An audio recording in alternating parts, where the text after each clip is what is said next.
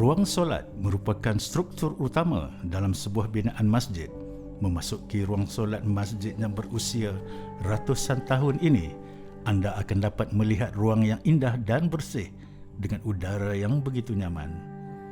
Pada bahagian loteng dibuat tingkap berkeliling yang dihias dengan kaca berwarna merah dan silingnya pula merupakan ukiran kayu yang berbentuk bunga yang dicat dengan perada emas. Dinding bahagian dalam merupakan dinding yang dipasang dengan jubin. Antara loteng dengan dinding dihias dengan jubin, corak bunga timbul dipasang berkeliling. Pada bahagian tengah pula digantung dengan lampu chandelier yang besar dan cantik yang tidak terdapat pada masjid-masjid tradisional lain di negeri Melaka. Kayu belian ni pertamanya kayu ini adalah kayu yang berkualiti tinggilah, kayu yang sangat-sangat talasak. Kalau tidak, masakan tidak masjid itu masih berdiri utuh sehingga ke hari ini. Sebab atas faktor kekuatan kayu itu sendiri, dia dijadikan sebagai tiang seri pada binaan masjid.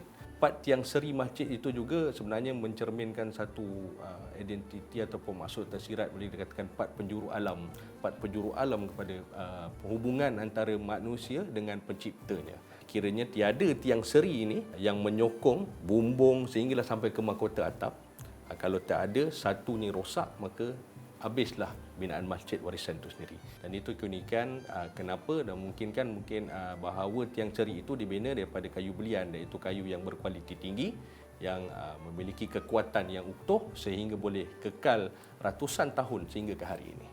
Kalau kita masuk ke Masjid Kampung Keling, kita lihat di dalamnya itu bahagian atasnya itu ada lelangit yang leper yang menjadi penutup untuk bahagian atas ataupun bumbung masjid, dan kedua-dua masjid mempunyai seperti di kebanyakan masjid di dunia ada mihrab dan mimbar, dan bahagian mihrab dan mimbar itu kedua-duanya ada mirip, ada persamaan, terutamanya di mimbar itu mempunyai ukiran-ukiran yang sangat kemelayuan.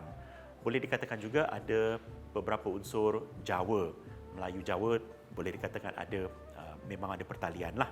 Ianya memang sangat unik kerana ianya seperti perabot, itu boleh dikatakan seperti perabot kayu berukir dengan ukiran yang begitu rumit, dan ini adalah di antara lambang ataupun satu kelebihan tentang craft yang dibuat oleh ataupun kerja tangan yang dibuat oleh orang tempatan di zaman itu, di mana kesemuanya ada berbentuk bunga-bunga dan malahan ada juga yang seperti di bahagian penutup ataupun bumbung kecil di atas mimbar itu yang berbentuk seperti sulur bayur juga ataupun susur bayu, dan ianya seperti satu miniatur ataupun perkara kecil ataupun ulangan kecil untuk bumbung di dalam masjid, dan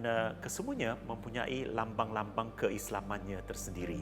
Reka bentuk mimbarnya 4 persegi dipasang bumbung separuh bulat dan setiap penjuru dihias dengan salur bayur. Mimbar dicat dengan warna merah gelap dan ukiran dengan bentuk cat dengan air perada emas. Mihrab pada Masjid Kampung Keling ini pula berbentuk melengkung seperti mana yang terdapat pada masjid-masjid tradisional yang lain. Dinding mihrab pula dihias dengan ukiran batu marmar di sekeliling dinding tersebut. Tingkapnya juga memang unik ataupun tersendiri. Ada bentuk di mana bahagian tingkap itu ada seperti, kalau bahasa Inggerisnya, bentuk diamond leper ataupun bentuk berlian leper, segi empat yang tidak sama, dan ini dikatakan mungkin pengaruh Belanda sebab di Stadhuis pun ada satu tingkap yang berbentuk sedemikian. Cumanya di Masjid Kampung Keling itu tingkap yang berupa seperti diamond itu tidak boleh dibuka dan berfungsi lebih sebagai dikatakan grill ataupun penutup lah, seperti jeriji untuk tingkap itu. Ukiran ataupun hiasan di dalam masjid-masjid dan secara umumnya ukiran Melayu, ianya semuanya berbentuk berbunga-bungaan ataupun floral design, tidak ada faunal ataupun berbentuk binatang. Dan semuanya masih asli dan mempunyai juga nama-nama dan lambang-lambang tersendiri yang terkait dengan falsafah Islam. Macam cabaran yang pertamanya mungkin kalau kita lihat untuk kita nak kekalkan keaslian fasad material yang asalnya itu. Dan kalau kita lihat hari ini, sebagai contoh cabaran, mungkin saya boleh lihat cabaran aliran trafik misalnya. Kemasukan aliran trafik yang semakin kerap, sikit sebanyak sebenarnya memungkinkan untuk tidaklah boleh sampai tahap meruntuhkan masjid itu sendiri, tapi gegaran daripada aliran trafik itu sedikit sebanyak mungkin boleh menyebabkan fasad asal masjid itu sedikit terganggu.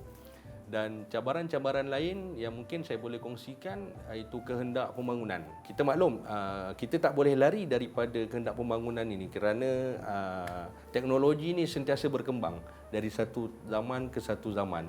Bagaimana kita nak kontrol isu pembangunan ini dari sudut dalam masa yang sama kita nak kekalkan fasad asal Masjid Warisan itu sendiri.